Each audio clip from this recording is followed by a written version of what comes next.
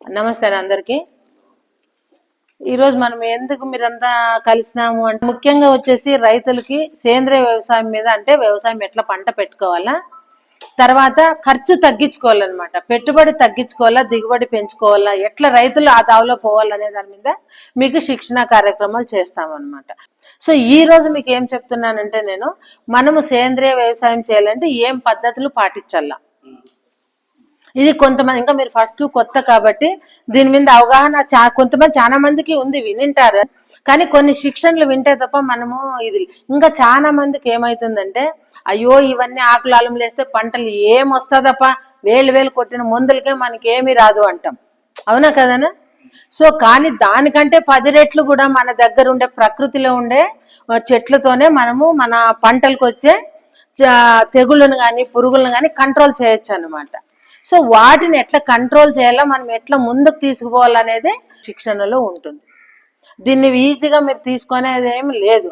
మీరు ఇంకా ఒకటి ఏమవుతుందంటే, మనం రైతులు పక్క రైతుని చూసి మనం కూడా మోసపోతా అంటాం. ఆయన డబ్బు ఉంది 10 మూట్లు పెట్టుకోవచ్చు, కానీ మనం ఏం చేస్తాము, డబ్బు లేకపోయినా అప్పు చేసైనా రైతు నేను 11 మూట్లు యూరియా వేయాలంటాం, నేను డిఏపి పెట్టాల 1 మూట వేసినా 2 మూట్లే అంటారా కదన్నా.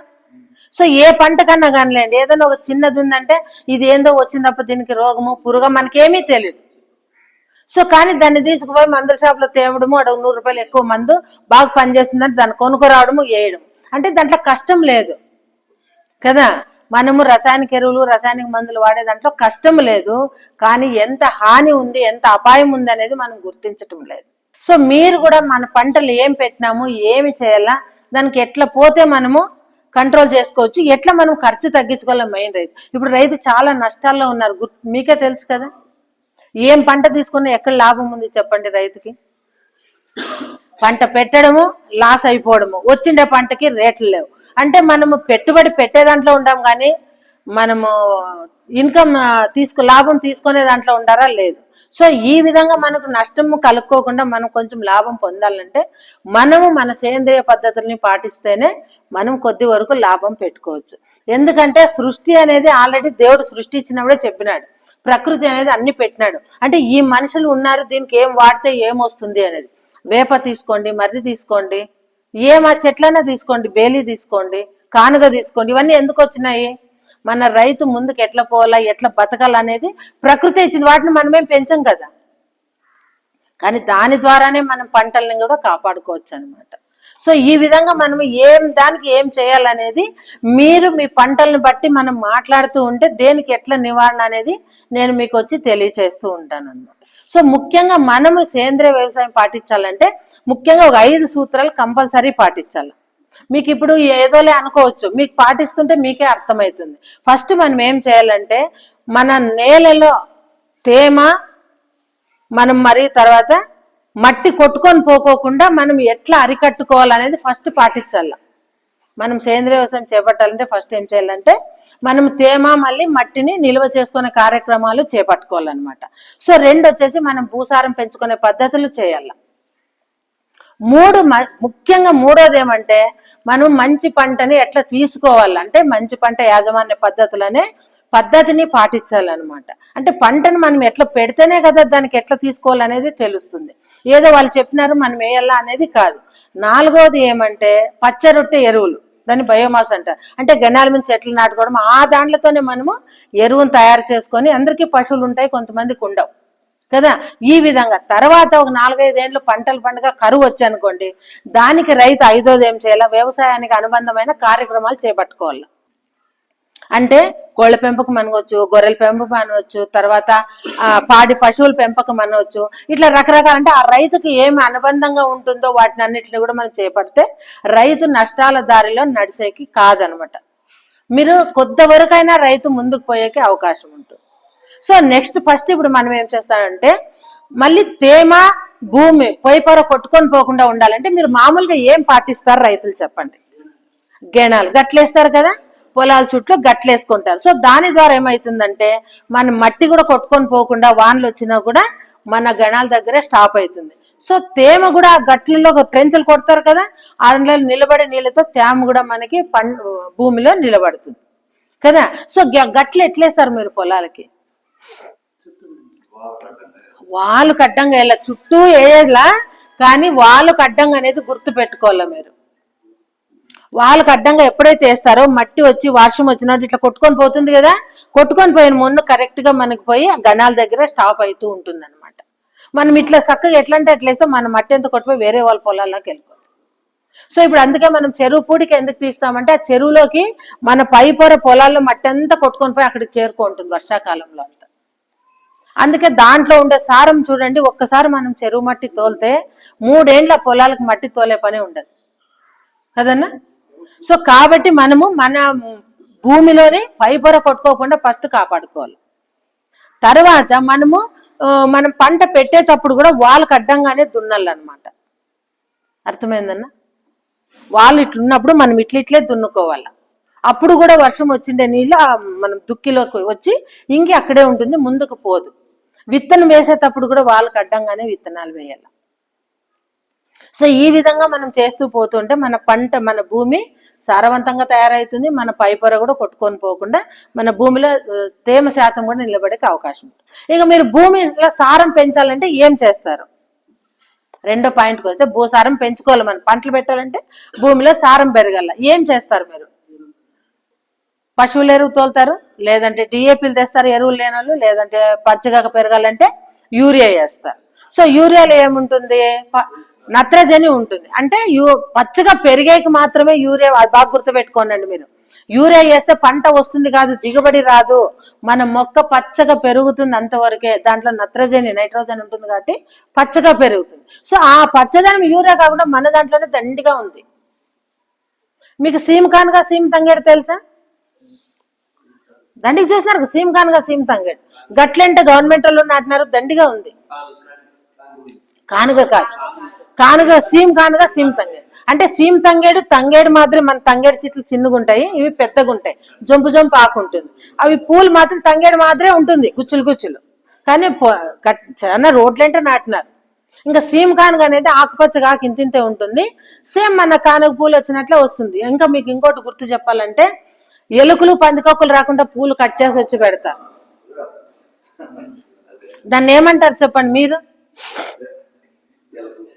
అంటారు, కానీ అదైతే సీమ కానుగ అనమాట కదా. అదేం చేస్తారంటే పందికొక్కులు ఎలుకుని సటూరుగా మనం మందులు పెడితే మనకు కూడా డేంజర్ కాబట్టి ఆ కొమ్మలు పూసుంటాయి కదా, ఆ కొమ్మ ఇరుక్కొట్టి అక్కడక్కడ పెడుతుంటారు. సో ఆ వాసనకి అవి తిన్నా కూడా ఎలుకలు పందికొక్కులు దూరం వెళ్ళిపోతాయి, రావు. సో ఈ విధంగా కూడా మనము దాన్ని చంపినట్లా ఉండదు, మన దగ్గరికి ఎలుకలు బాధ కూడా ఉండదు అనమాట. సో అంటే ఆ రెండు ఆకులు కలిపితే మీరు యూరియాలో ఉండే దానికంటే కూడా మనకు నత్రజని అంటే నైట్రోజన్ పుష్కలంగా అందుతుంది మన భూమికి కానీ పంటలకు కానీ. మీకు రాంగ్ నెల మీరు వచ్చే దాన్ని బట్టి మీ డేట్లు ఫిక్స్ చేస్తారు కదా, అప్పుడు మీకు ఒక్కొక్క నెల ఒక్కొక్క దాని కింద మీకు శిక్షణ ఇస్తుంటారు. 13 ప్రతి నెల 13 మీ దగ్గరకు వచ్చి ప్రతి పంటకి మీ పొలాలకు కూడా పదామంట. ఏముంది అనేది మనం చెక్ చేసి దానికి మీకు రిజల్ట్ వస్తుంది. ఓకేనా? ఈ విధంగా చేయొచ్చు. సో మనకి ఇప్పుడు చూడండి, యూరియా కొనేది లేకుండా మన దగ్గర ఉండే ఆకులతోనే ₹1 ఖర్చు లేకుండా, అంటే మనం చేయాల్సింది ఏమంటే, ఒక రోజు పని ఉంటుంది, కొట్టుకోరావడము, మనం పొలాలకేసి కూడా తొక్కొచ్చు. లేదు అంటే మనం పంటకు డైరెక్ట్ గా పంటకి నత్రజని యూరియా వేస్తా అంటారు మిరప చెట్లకు దగ్గర మొక్కజొన్న కదా. సో ఆ 2 ఆకుల్ని మనము రుబ్బేసి ఒక ఎకరాకు వచ్చేసి 5 కేజీల ఆకు అవుతుంది.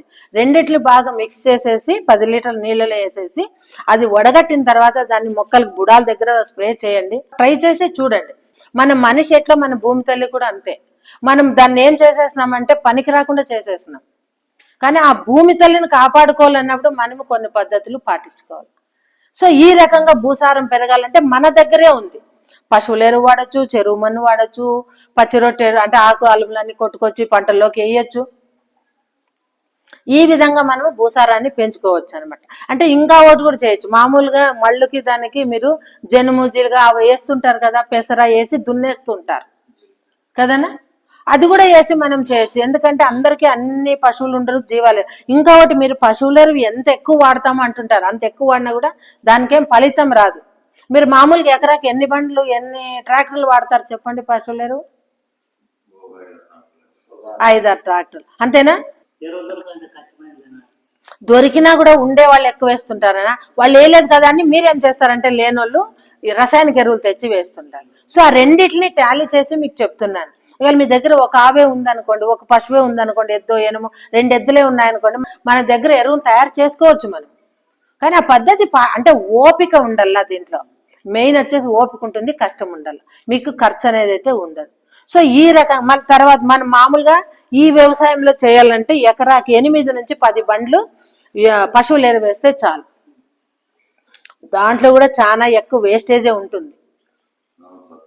మీరు పశువుల ఎరువు ఎక్కువ వాడి చూడండి, కలుపు విపరీతంగా వస్తుందా కదా, వస్తుంది. కానీ దాన్ని తక్కువ వాడి మనము ఆ ఎరువుని శక్తివంతంగా తయారు చేసుకొని వాడినాం అనుకోండి, తప్పకుండా నీకు కలుపు తగ్గుతుంది, తర్వాత భూసారం కూడా పెరుగుతుంది.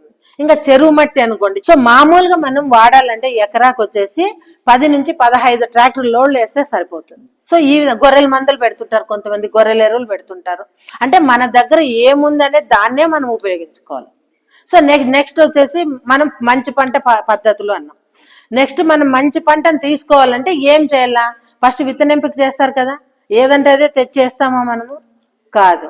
తర్వాత దానికి ఏం చేయాలా, విత్తన శుద్ధికి అని చేస్తారు. విత్తన శుద్ధికి ఏం చేస్తారు, వాళ్ళే కొన్ని మీరు మొక్కజొన్న కందులు తెస్తుంటారు, వాళ్ళే కలిపింటారు కదా దానికి. సో మనం ఏం చేస్తాం, వాళ్ళు కలిపినారులని తెచ్చి వేస్తుంటాం. అట్లా కాకుండా మీరు కొంచెం వేప నూనె ఒక 50 కేజీలు విత్తనం అన్నా కూడా ఒక 250 ml అయితే సరిపోతుంది. అది కలిపేసి వేసి చూడండి, వాళ్ళు ఏమన్నా విత్తన శుద్ధి చేసి నిల్లండి, వేప నూనె ఏం కాదు కదా, చేయండి. ఆ విత్తనం మొలకెత్తే వరకు మీ విత్తనం దగ్గరికి ఏ పురుగు ఏమీ రాదు, ఆ విత్తనాన్ని డ్యామేజ్ చేయదు. సో అట్లా అంటే మనం చేసే పద్ధతుల్ని కరెక్ట్ గా చేసుకుంటే పోవాలన్నమాట. తర్వాత పంటలకి ఏమన్నా తెగుళ్ళు పురుగులు వచ్చినాయనుకోండి, మన ఉండే ఆ దగ్గర ఆకులతోనే మనము దాంట్లోకి కషాయాలు తయారు చేసి స్ప్రే చేసేది ఉంటుందండి.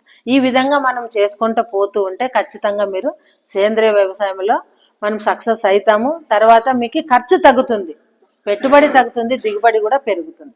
ఇంకొకటి, పైన కొట్టే మందులతోనే కదా మీరు కంట్రోల్ చేయాలంటారు పురుగుల్ని, రోగాల్ని, తెగుళ్ళని.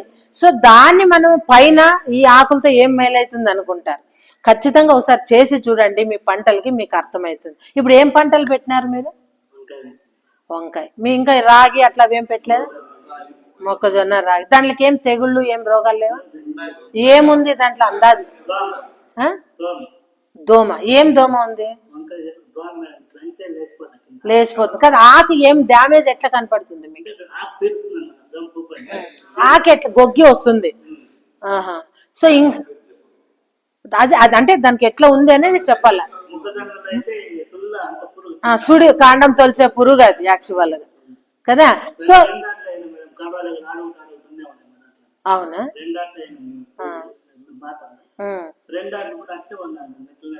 కదా. అంటే ఇంకోటి చెప్తాను చూడనా, ఇప్పుడు మనము రోజు నొప్పులు ఉందని రోజు నొప్పులు మాత్రం వేస్తే నీకు ఆ మాత్రం పనిచేయదు. సేమ్ పంటకి పురుగులకి మీరు తెచ్చే రసాయన ఎరువులకి అట్లా అయిపోయింది. మనం కొంచెం సేంద్రియ పద్ధతిలో వచ్చి మన ఆకులను రుచి చూపియండి, ఆ పురుగు మన పంట దగ్గరికి రాదు. నెక్స్ట్ మీ పంటలు ఏముండాయి చెప్పండి, ఖచ్చితంగా ఏదైనా ఒక ప్రాక్టీస్ చేసి మీకు చూపిస్తాం, తర్వాత మీకే అర్థమవుతుంది. మీరు మందులేక ఇంత గ్యారంటీ ఇమ్మనండి.